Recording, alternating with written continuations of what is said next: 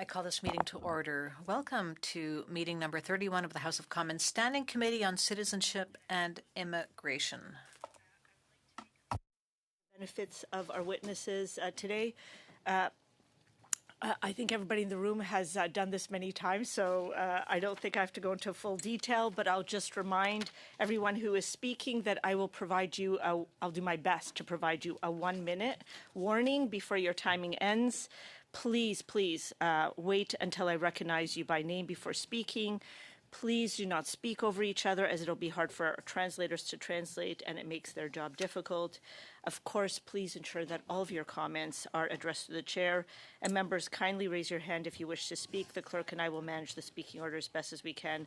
And thanks everyone for your cooperation.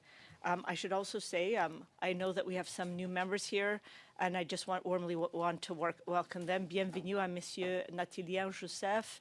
Welcome. Welcome, Mr. Joseph.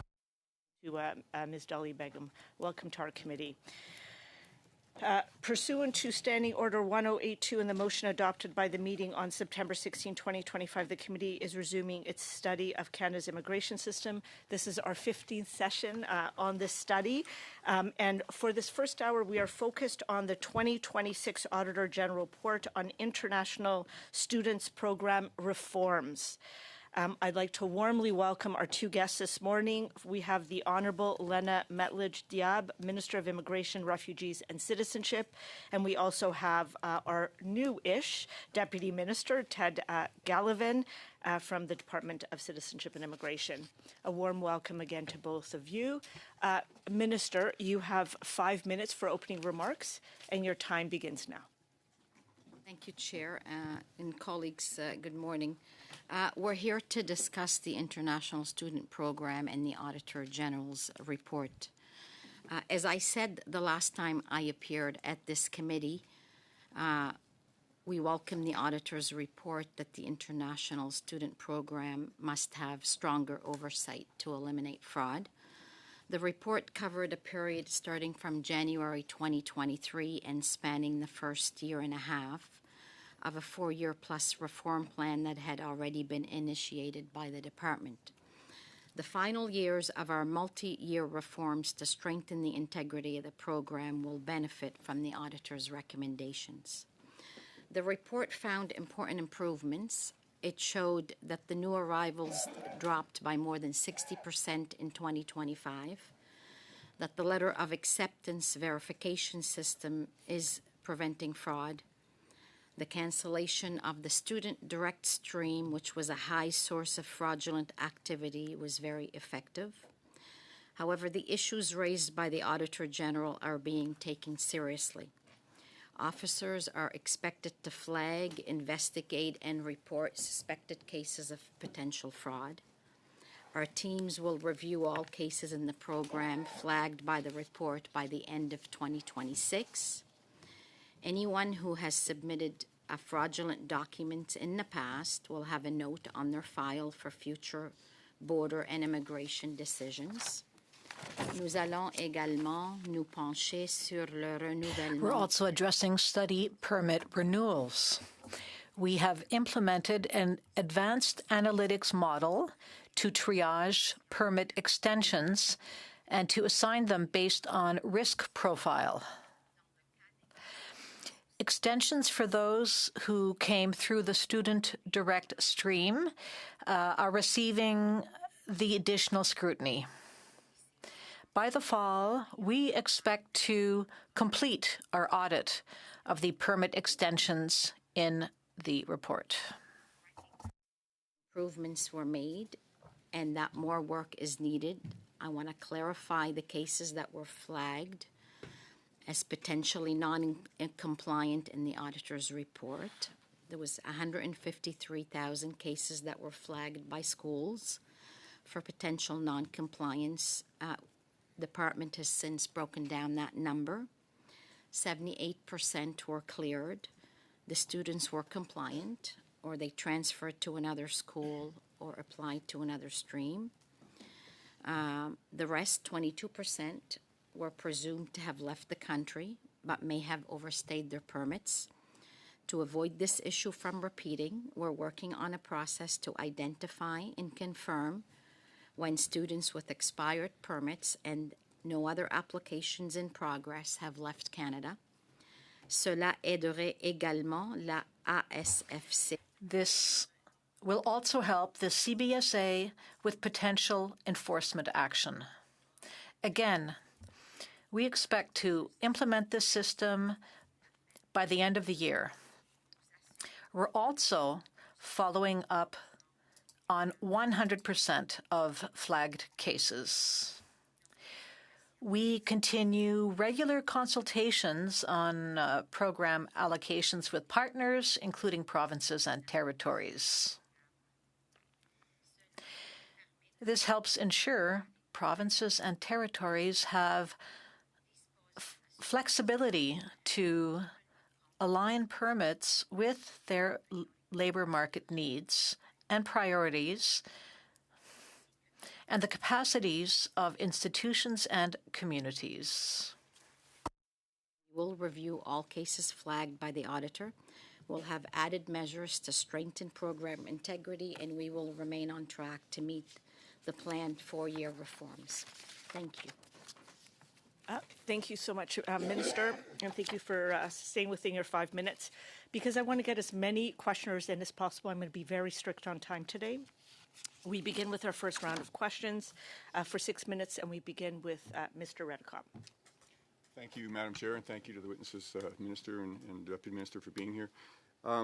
Minister, it's been 6 weeks since the Auditor General tabled her report. Speaking of the 800 fraudsters that you allowed to enter Canada, how many of them are still in the country as of today? Thank you, Mr. Redekop, for that question.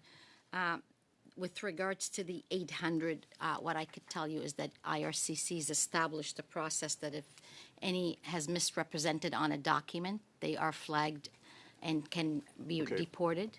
I am going to interrupt because we have very limited time. So I guess I understand there's a process. I know that you've got that laid out in your departmental plan. But as of today, in terms of the people, because the process is one thing, but the actual people is another, how many of them are still in the country? Do you know that? I mean, if you don't know, that's fine. I don't have that information. Okay. All right. Then do you know how many of those 800 fraudsters made asylum claims? We do know the numbers that have made asylum claims, but I don't have the number of the 800. So you have it. Is that something you can provide to the committee then? So we know that 14% of the total of the 153,000 made asylum claims. Okay. That's different than the 800 fraudsters, but okay. And as far as the 800 fraudsters that your department didn't investigate, do you know where they are right now? So again, by the end of the year, the department has an action plan that has been already submitted to the committee. My officials here will talk on that, but there's also a lot of progress that are being done to ensure that we work collaboratively with CBSA a lot more closer. Right, we've seen the plan, understand it. But so what you're saying is as of right now, you don't know where those are and those people are, those fraudsters, and it's something that will be done in the future. Paragraph 64 of the Auditor General's report talked about the 39,500 individuals that shouldn't be in Canada anymore. How many of those still have valid permits?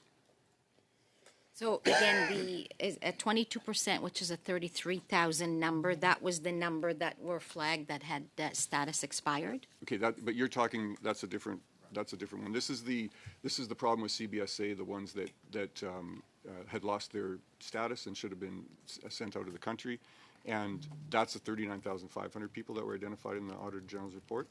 Do you know how many of those still have valid permits? I don't have that number right now.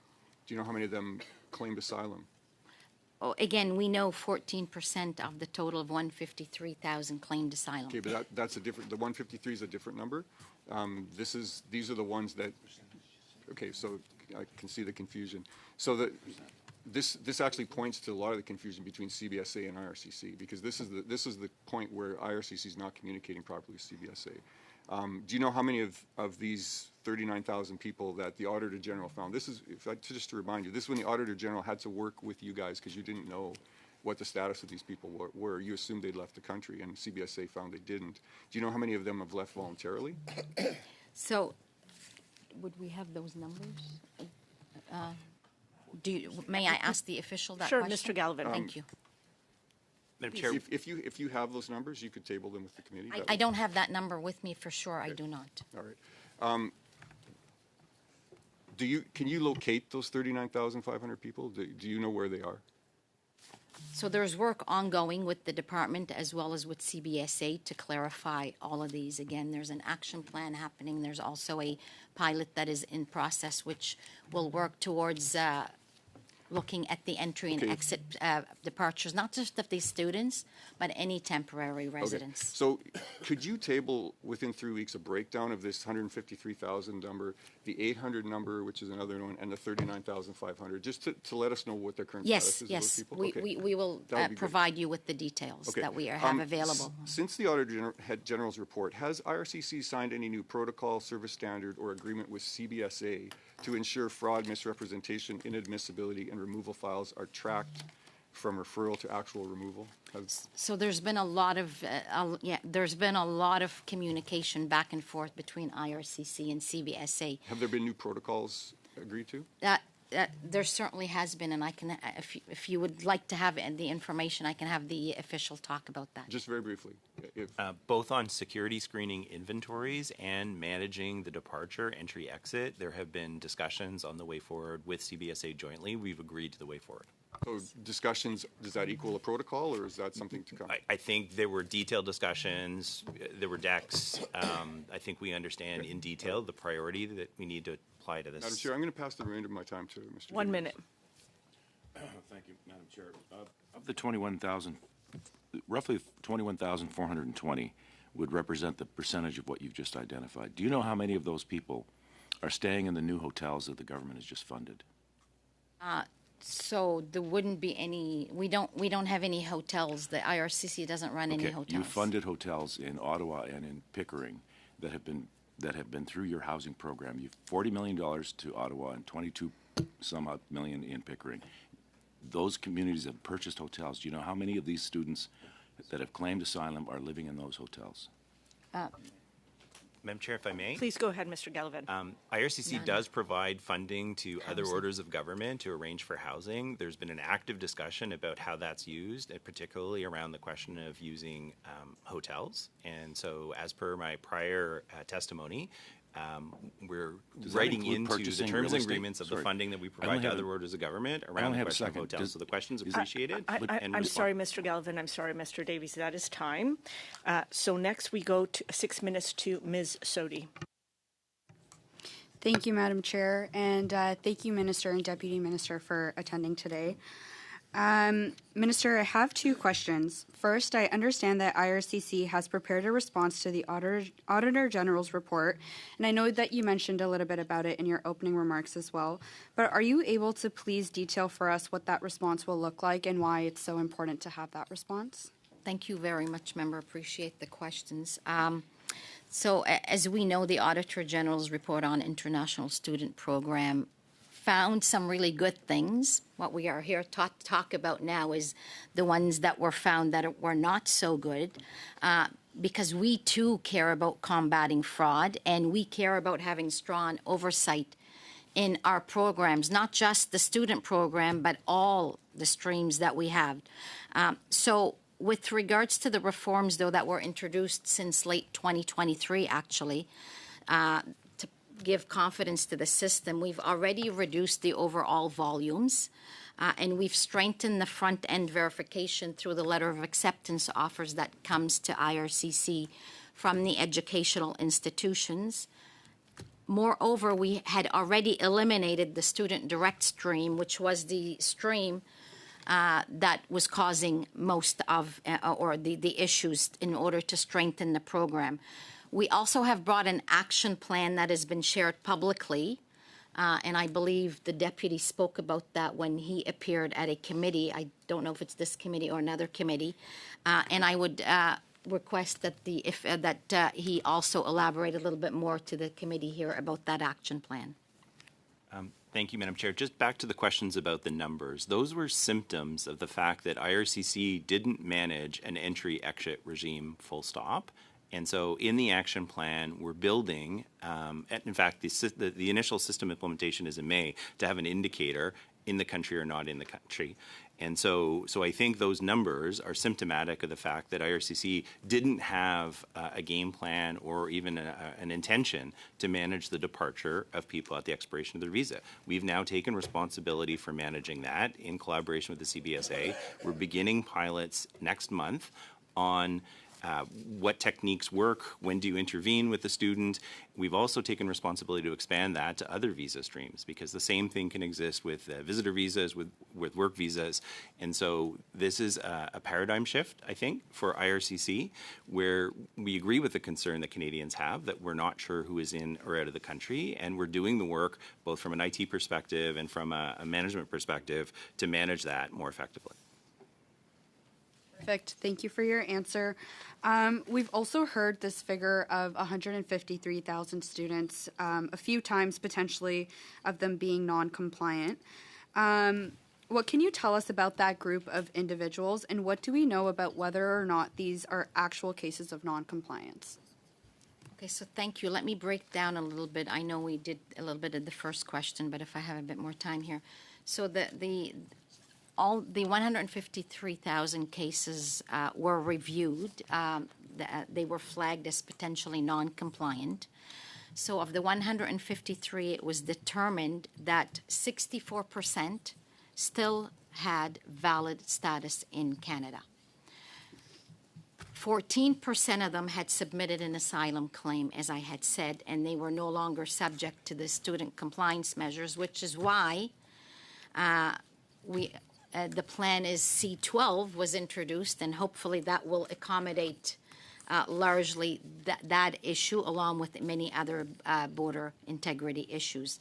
So taking together, those were 78% of the cases that were identified that no longer required follow-up on the program for the period 2023 to 2024. So the remaining 22%, which is the 33,000 that something like that, involved individuals whose status expired. Those individuals, some of them would have left the country. We don't have the exact number today.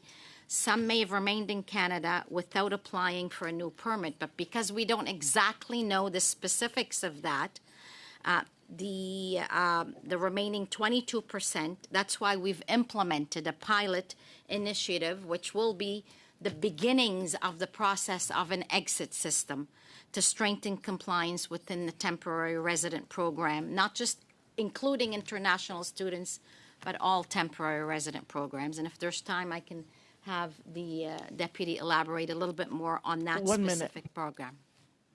I think you've already started. Yeah, I would just say that, successive government, there's been a long-standing question about whether Canada ought to have an entry-exit regime. We have parts of it. There's data within the CBSA. There's data within IRCC. And so what's underway is a stringing together of that information, and so that both organizations have a comprehensive, real-time picture of who is in the country and not. That's the IT aspect.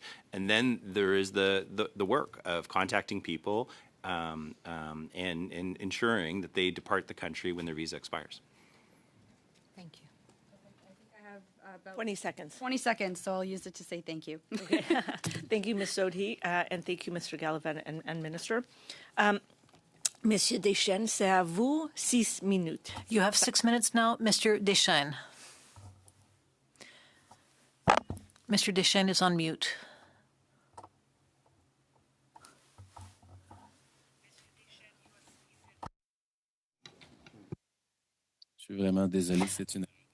I'm sorry about that. That's a beginner's mistake. Hello, Madam Chair. Hello, everybody. Hello, Madam Minister. Thank you for being there. I'd like to come back on the 153,000 number. The Auditor General said that 2,000 investigations were carried out per year. And, Madam Minister, if I understand you correctly, you're saying you were able to look into the 153,000 cases? Yes, thank you very much for the question. On these 153,000 cases. Allow me to speak to that. There were 3 streams of students in that number of non-compliant cases. 60% of them, 64% of them still have a valid claim in Canada. 14% of them have submitted an asylum claim.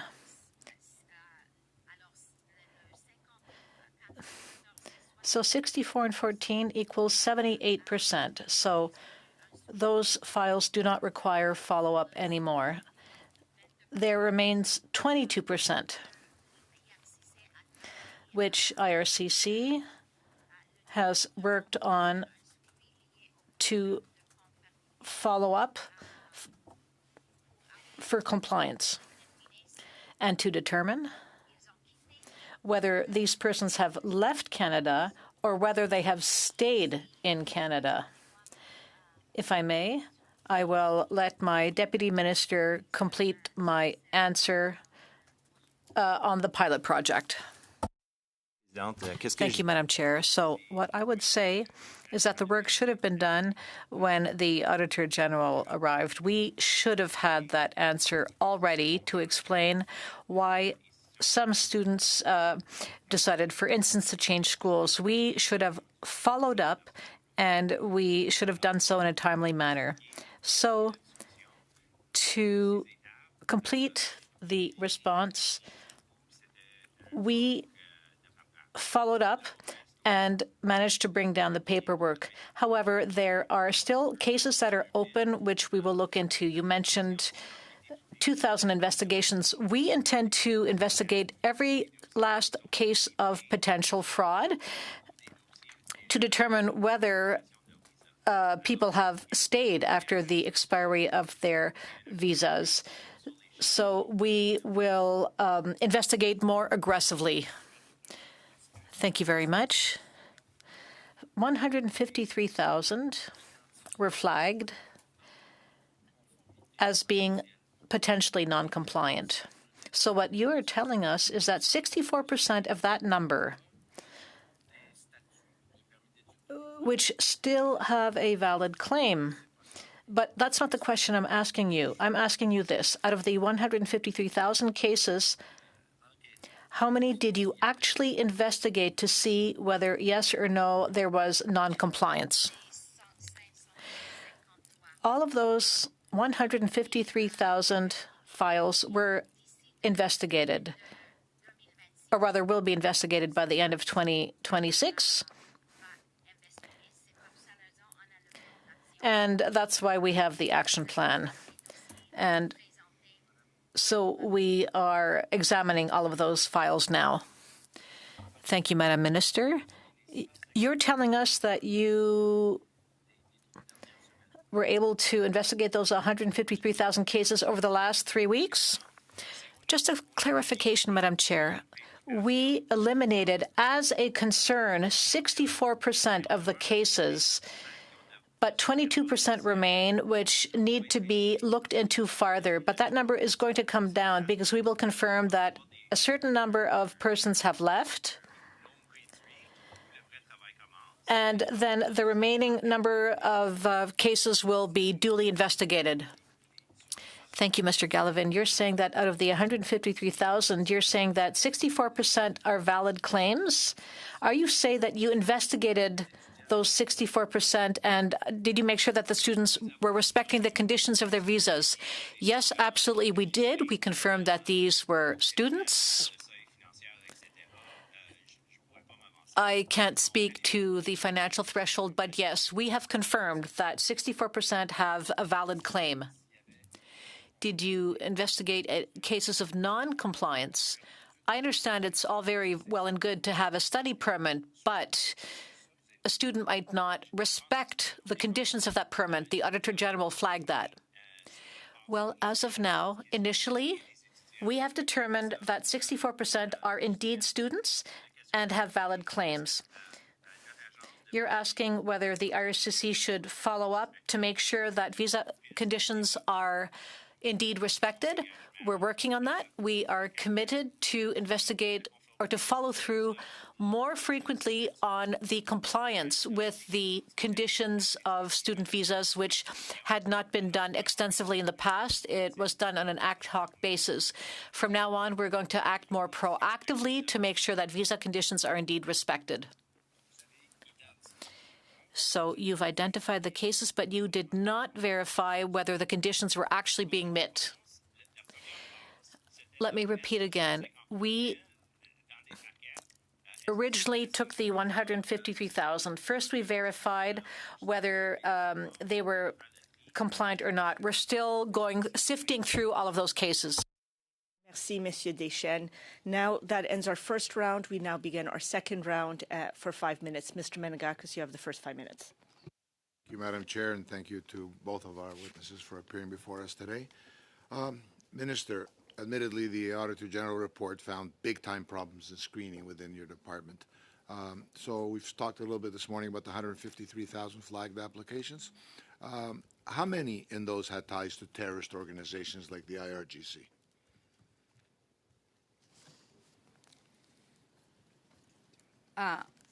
To my understanding, and none. You know that? You've met with them, you've gone through the process, you've done the background checks? Well, again, I don't You only know. looked at, according to As I said, of the 153,000, 78% were already eliminated because we know who they are and whether they have status, or the 14% that have claimed asylum. So yes, the department would know. And of the 22%, work is ongoing to determine how many have left the country. Yeah, it's a little hard to believe that on March 23rd, the Auditor General found 153,000 people, and then boom, magically within a month or so, the problem seems to have been resolved on your end. Still, there are 21,420 people that you're looking into, and there's concern about people being in our communities. Astoundingly, Mr. Gallivan. Well, I still have another question now. Okay. So, Mr. Gallivan astoundingly testified that there was no entry or exit system in place in your department. So the question is why? The government has been in power for 11 years now. This is the 11th year. Canadians want to know, we want to know, why there would be no entry or exit system in place. Well, that's a good question. I wondered the same thing but that's how Canada has been throughout its history. This is nothing new. Canada's never ever had that, ever since Canada was created. So the issue now, and I agree with you, we should have it, and we are working towards it. That is the good news. So I agree with you. But you let in record numbers of people, millions and millions of people over the past 11 years with no control, no record, no way of having an entry or an exit system. So I'm glad that you agree with me, because it's obviously a major failure of the government over the past 11 years, and that's who you're representing here today. Now, I'm going to pass the rest of my questions off to Mr. Hull. Minister, according to the AG report, 549,000 study permits expired in 2024, and 39,500 people appear to have no status, with only 16,000 confirmed departures. Do you know where the rest of them are? Again, that is exactly why we have implemented what we have in order to determine each case in terms of where they are, and those that have departed, they're gone, and those that have not, their cases will be flagged with CBSA for deportation, but also with IRCC, so that if they apply for anything at all, it will be there, and they would be subject to deportation, non-entry to Canada for 5 years, and anything else. Yeah.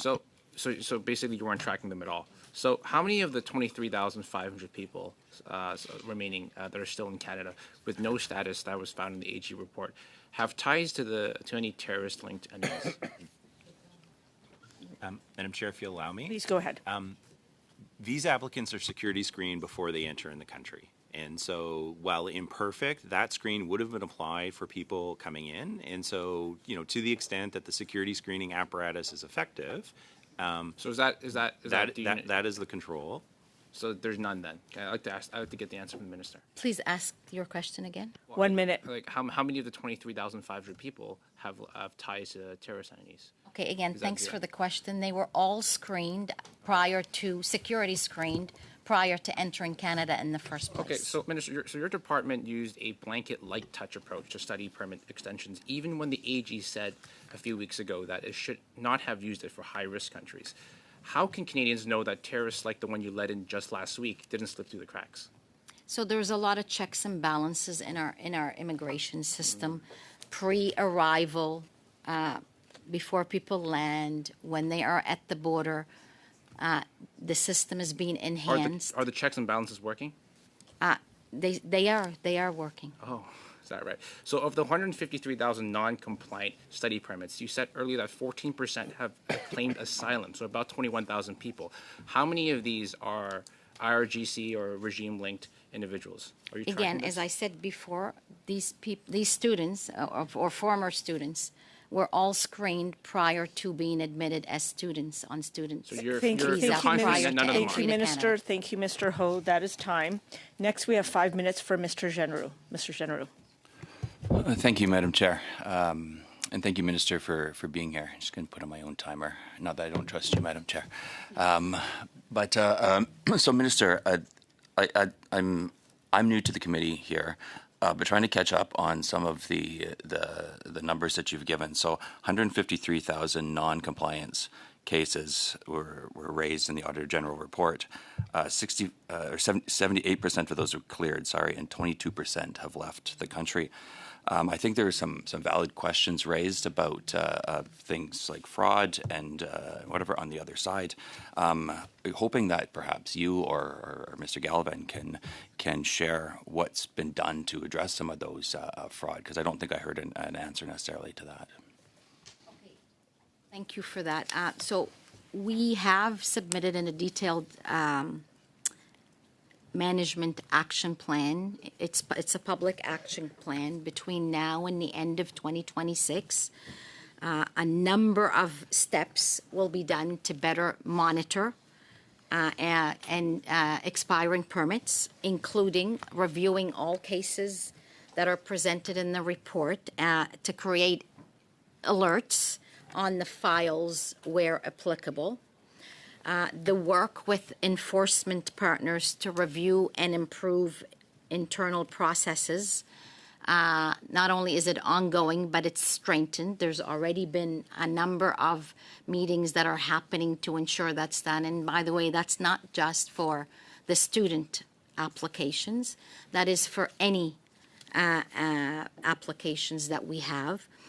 We're providing CBSA annually with a list of individuals with expired permits who have not applied for or received an extension or applied for or transitioned to permanent residency. Obviously, if you've transitioned to permanent residency, then you're further looked at again, or you've got a valid immigration status. We're also updating our guidance on misrepresentation in terms of anybody that has provided any documents that are fraudulent, and we're optimizing our tools and the compliance processes.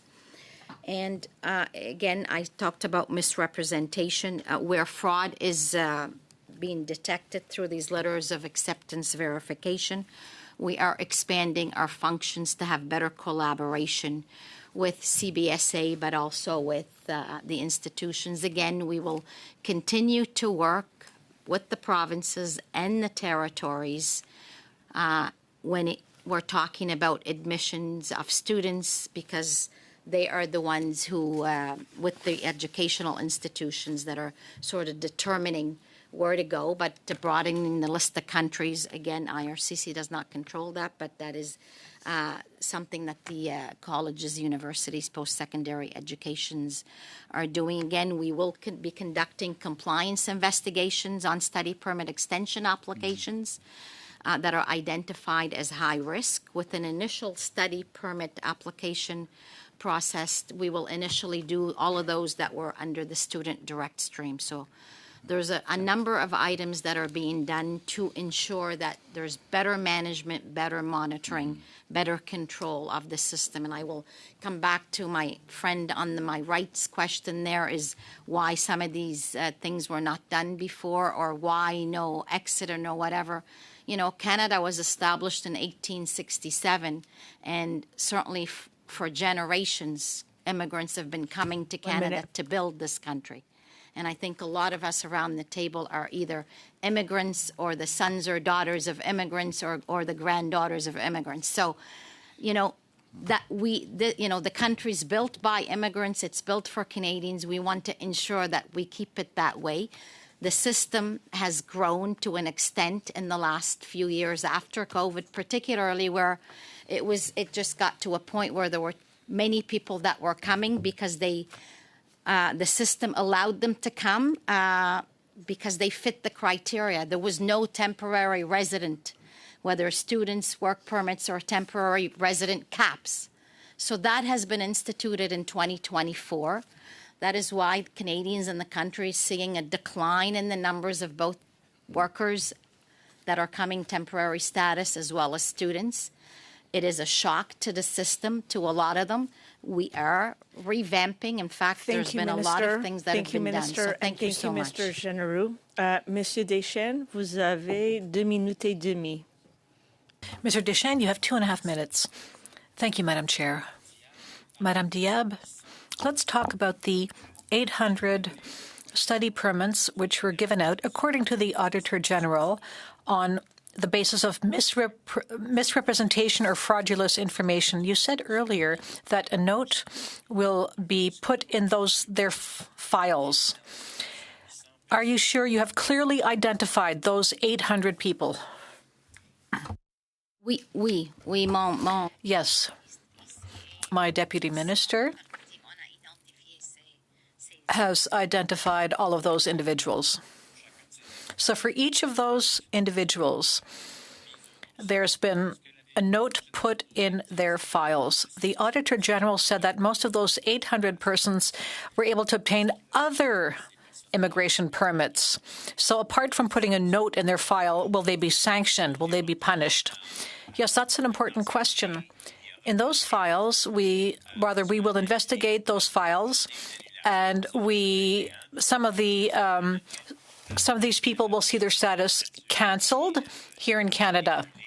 And for those whose status will be removed, they will be removed from the country. So we will learn from those scenarios to better adjust our issuing of permits so we can better target individuals. So in 100% of those cases, we will conduct a follow-up, which will lead to the elimination or a recommendation to eliminate the status, and those persons will be removed from the country. How much time do you give yourselves to analyze those 800 cases? Between now and the end of the year, yes, we are going to begin all the investigations before the end of the year. If somebody is hard to find, clearly the investigation could take longer, but our commitment is to make decisions on each one of those cases by the end of the year. Thank you. Thank you, Mr. Deschênes. Thank you. I have 5 minutes for Ms. Rempel-Garner. Thank you. So just to recap some of your answers, of the 800 cases of fraud that the Auditor General report, you don't know where those people are right now? So we've identified the 800 But could you tell us where they are? Well, I wouldn't have that information right here at the desk. So you don't know? So you don't know if they're in the country still or not?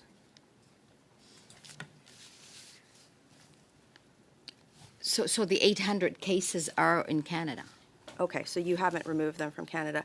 And just to be clear, you don't have a functioning exit-entry tracking system yet. Is that correct? Well, the system is in development, but as I said before, this is a function of from 1867. Madam Chair, if you allow me, I think the entry regime is much more mature than the exit regime. Okay, so you don't know if people leave. Okay, thank you for clarifying that. Minister, you also said that there were no caps on this program until 2024. Is that correct? I said Canada's system did not have an appropriate cap on temporary resident applications of people coming into the country. And just to be clear, have you revoked the ability for any colleges that issued permits to fraudulent applications, like to issue new permits?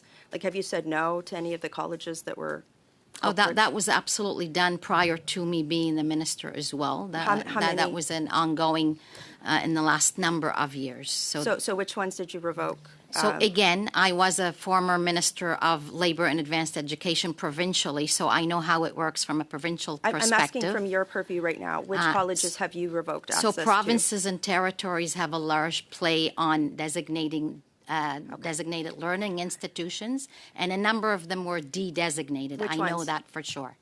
Which Well, ones? we can get you the information in terms Okay. of the names.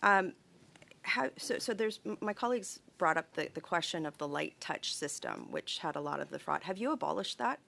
So there is no such thing in terms of the way you're describing The file system?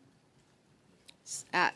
We have many systems in place sorry, to Dee. take care of Okay. those. Yeah. And then also, I'm just wondering, just to be clear, you said that 14% of the cases of fraud that were identified by the Auditor General, so that's, by my math, about 21,400 people, they claimed asylum. Is that correct? 14% of Yeah. the 153. That's correct. Do you know what the costs to taxpayers were in terms of providing social services to people who were let into the country potentially fraudulently, who then went on to make asylum claims? Have you done that analysis? That's exactly why we brought C12 in order to curb that practice, because that is not the way to gain entry to Canada's immigration system. But you still don't know where these people are, right? And you still don't know if they've left the country. Those So- that have put in asylum claims, Canada knows who they are. Okay, so There's I guess claims but before the, yeah. I guess this is my question. There's a lot of gaps in the system, and yet your government is on track to issue 215,000 roughly new permits between foreign students and temporary foreign workers. Why are you letting in so many more temporary foreign laborers when you don't have a way to track people whose permits might have expired? Like, why are you doing that? I've traveled across the country. Businesses, communities in all parts of the country are Yeah, but what about need Canadian temporary kids? workers for many different but sectors what in our about Canadian? economy, and we do have a great system. We know people who are coming in; they are security cleared. We know where they're working. I guess I'm just wondering, if you can't track if people who aren't supposed to be here can leave, why you would be issuing new permits and potentially taking away jobs from Canadian youth in the middle of a jobs crisis. But 1 I minute. digress. This is pretty bad, right? Like, even a lot of folks in the media brought out that this was pretty bad. Has the Prime Minister called you at all to discuss maybe speeding up the implementation of some of these things, given that you're issuing over 200,000 new permits? Like, has he called you into his office and said, what the heck? I have constant meetings with the Prime Minister when we develop our immigration levels plan that was When was the tabled last time you November met with him? 5th. And we have discussions all the time. I see the Prime Minister on a weekly basis. Did he talk to you specifically about the AG report and implementing it fixes faster? Well, that's exactly what we're doing. Yeah, but did he meet with you? Like, has he specifically asked you to do that? As I said, I meet with the Prime Minister. We meet weekly. Okay, so he has full confidence in you, is what you're saying. I have confidence in Canadians, and I believe Canadians have confidence in this government and our, I'll take that and as a our yes. work Thank that you, we were Minister. doing. Thank you, Ms. Rempel-Garner. Maintenant, on a 5 minutes pour Monsieur Nathilien Joseph. C'est à vous. Merci, Madame. 5 minutes for Mr. Nathilien Joseph. Thank you, Madam Chair. Hello, Madam Minister, Mr. Deputy Minister, and hello, colleagues. Well, we all know that the Auditor General's report raised some concerns, and clearly the hard work you're doing is bearing fruit, and congratulations, Madam Minister. Please keep up your good work. Madam Minister, in Quebec, we have a different vision when it comes to immigration, especially when it comes to skilled workers in outlying areas. And the government showed flexibility towards Quebec, which needs flexibility. And so can you explain how temporary foreign workers are going to help Quebec companies? Thank you very much, Mr. Joseph, and welcome to this committee, which is a very important one, which is crucial to Canada's economy. Throughout Canada, and also in Quebec, we are working closely with our provincial and Quebec counterparts and with all Quebec MPPs. I've traveled through this country and through Quebec to. There is also an agreement between Canada and Quebec, under which Quebec has a lot of responsibility for immigration.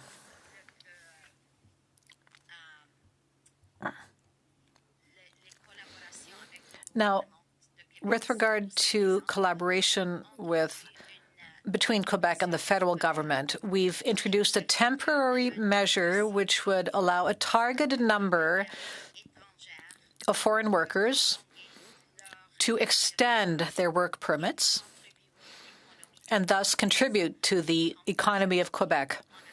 As I said, we work closely with the government of Quebec and the minister responsible for immigration in Quebec and with Quebec MPs. I organized a roundtable with businesses in Quebec City, and we heard loud and clear that it was necessary to take this measure, which is an exceptional one, which is limited in time and which is limited to temporary foreign workers in Quebec to help fight the shortage of workers in key sectors where employers have said they wanted to work on a long-term basis with these workers. So we're going to continue to listen, and we are going to continue to work with the government of Quebec City and also with you and the employers of Quebec as well as the citizens of Quebec. I would invite you to reach out anytime if there is a need in your region. Thank you, Madam Minister. I can assure you that that measure is really going to help businesses in Quebec. Now, I understand that the Auditor General studied the situation of study permits. Now, this is also an important issue in Quebec. Can you explain the trends in the last few years in the country, especially in Quebec, with regard to study permits? Yes, absolutely. Allow me to give the floor to my Deputy Minister. If you look at the 2 last years, the demand went down in some places by 75% of new arrivals, but some were already here. And can the Quebec system absorb them all, or can some go to other jurisdictions? So we're looking at managing those who are already here. 45 seconds. Thank you. I'd like to ask a few questions. This is very important because we know that the minister worked extremely hard to bring down the numbers and to reverse the trend. Can you tell us what policies have been introduced in order to reverse the trend of the last few years? Well, the protocol on the Safe Third Country bill and Bill C-12 as well. So Canada gave itself the tools to control its borders. Thank you very much, Mr. Joseph. We go for 5 minutes with Mr. Redekop, who I believe is sharing with Mr. Davies, and then we go to Ms. Sodi for 5 minutes, and then we wrap up. Thank you. Thank you. Minister, I'm still a little bit confused about light touch. So in the Auditor General's report, she mentioned a number of times this idea of light touch, where the department doesn't put a whole lot of effort into, it doesn't do their normal due process. And so the question I'm asking you is, has the department eliminated light touch across the board? So again, there's 2 processes going on. Are we talking about the student stream, or are we talking about the Immigration Refugee Board? We're talking about the student stream in the IRCC department. Madam Chair, there's 2 light touches mentioned in the OEG report. The first is the student direct stream, which has been discontinued, so that stopped the go forward. We still have the people who came while that program existed. Okay, just on that one, she also mentioned that once, if a file was looked at down the road, that was still apply to light touch to that file. Madam Chair, The member's correct, as always, in terms of precision. There's a second light touch that was described in the OAG report on the renewal. And so once somebody is a student for 2 years, when we're renewing it, there was an absence of going back to check the financials in particular. And so the department has taken the responsibility, particularly those who came in through the student direct stream in the first instance. They're at higher risk. When those people are renewed, we need to dig into the financials and ensure that the same controls we have for all students now exist. So there's no light touch done in IRCC anymore. That's what you're saying. The two light touches described by the OAG, one was discontinued in fair enough. 2024, Are there and the other others, light touches that were not described that are still happening? that's the reference to, outside of my order, responsibility. Chair. The IRB had a paper process. Point of order, Mr. Point of Fragiscatos. order, the Deputy Minister was trying to get a full answer on the record. I don't believe he was able to do so.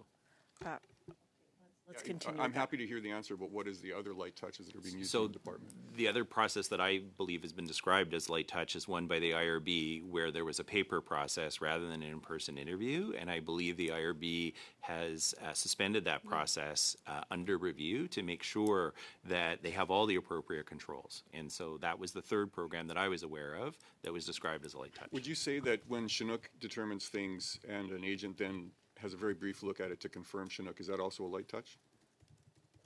I wouldn't comment. I mean, I'm not even sure. I'm describing other people's use of the word light touch, Madam Chair. I myself might not use those words in any instance. I'll pass my time over to Mr. Davies. 2.5 minutes. Thank you, Madam Chair.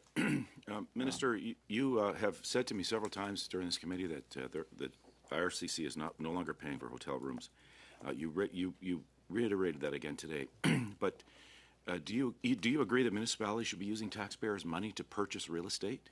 And isn't that just a backdoor way of sort of a bait and switch to spend taxpayers' money to house refugees claimants? So I did say that, and that is correct. There was a system in place where hotels had been used for asylums. But they're still being used, Minister. There is instead housing. of you paying them directly, you're actually giving money to municipalities.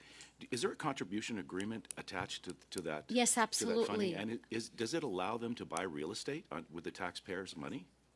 There is an agreement. Of course, there's an agreement in place. And yes. it allows them to buy real estate, taxpayers' dollars to buy real estate to house asylum claimants. Not for asylum claimants. Well, who? Madam Chair, I think it would- Population. The population. What population? I think, Mr. Galvin, you want to come in? I have asked the team at IRCC to tell me what instrument needs to be modified to address this question. I would like to know how we write into the terms and conditions of prohibition. So I've asked for that information. I believe conversations were had about not doing it, and now I've asked for the hard rule that would prohibit it. Okay, so just quickly, I know that when the minister says the population, I'm not sure what you mean by that. But let's move beyond that. You've allowed taxpayers' dollars to be transferred under a contribution agreement to municipalities to buy hotels to house asylum claimants, what I was led to believe. When you sell the building, who gets the proceeds? Do you get the money back after the municipalities sell the hotels, or is there interest payable on the assets that municipalities are purchasing? I want to know, do they get the money free after the program is done? So again, there was housing. No, I'm talking about the purchase of the real estate. If the municipality decides to sell the real estate, who gets the proceeds? Again, money was transferred to the municipality for housing costs. But when the real estate is no longer useful under that program and it's sold, who gets the money? Well, we'll take a look at the agreement, as the deputy said. So can I Thank get you, a copy of the Mr. contribution Davies. agreement? Thank you, Minister. Thank Thank you. you, Mr. Gallivan.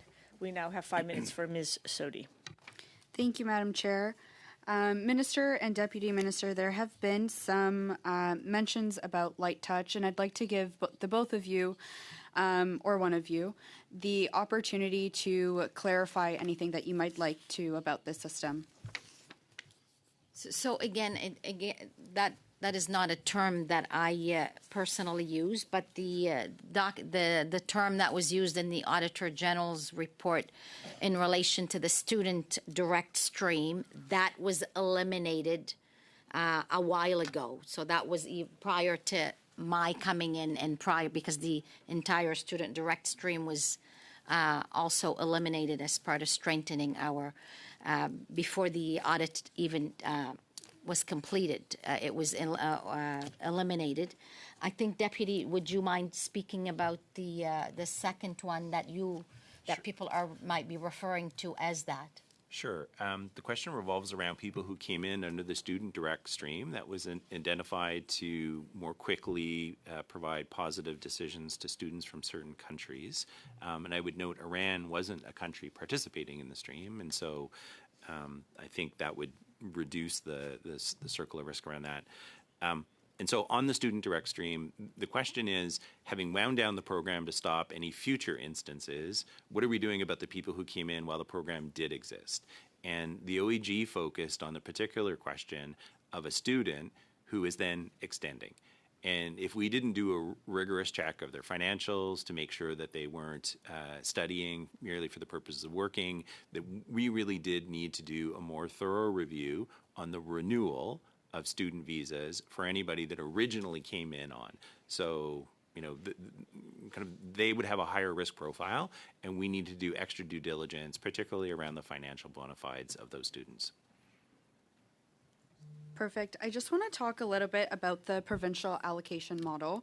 The Auditor General report acknowledges that the department recognized that smaller provinces were being disproportionately affected by the international student reforms.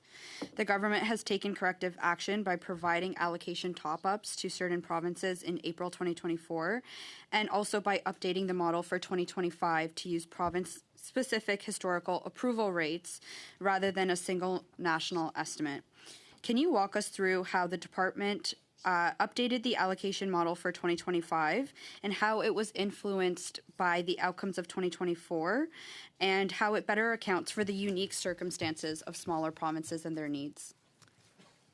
So the department works in close collaboration with the provinces and territories when it does the allocation of the number. So federally, there is one global number for all of Canada, and then that's divided between the provinces and territories. Again, there's quite a bit of collaboration that goes in. The provinces and territories then make the decisions of how to and who to allocate and how many to each of their designated learning institutions between universities, colleges, other post-secondary educational institutions. What we are now seeing, and I've met a lot with colleges, with universities, with institutions, with their national bodies, but a number of them on the provincial as well sides as well. There's been a lot of volatility in the system since 2024. There's been a lot of changes that has happened. A lot of it has affected the number of people they can recruit, obviously their financial situation, which again, it's a provincial territorial kind of jurisdiction when we talk about that. But we are there as a federal government and as a department to assist them in international recruitment missions, in helping them again on the Francophone side in Destination Canada, going over and ensuring that Canada has the reputation that Canada deserves and has in the world in order to bring top talent. We've also processed PhD students in a 14-day processing, which is which is great because we're looking for global talent to come, and that is part of the initiative that we have taken on in the last number of months.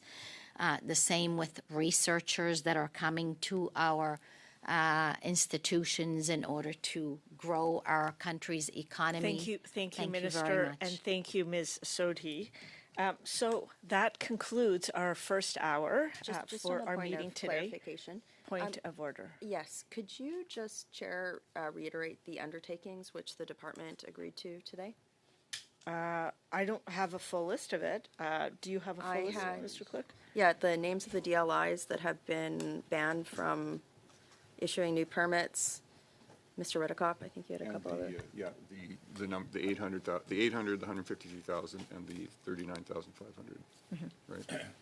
Okay. I had the contribution agreements between the federal government and municipalities for the allocation of funds for this purchase of real estate. What an excellent team Terms and effort. conditions. Thank you. Now, that's in the record, so thank you for that. Thank We the come prepared, I want to thank even the if they don't. witnesses for the excellent testimony and for being patient with our questions. I want to thank all my colleagues for their thoughtful questions. We're going to suspend for 5 minutes or so that the witnesses can leave and we can get back in camera to discuss the future report of Canada's immigration system study and discuss our calendar.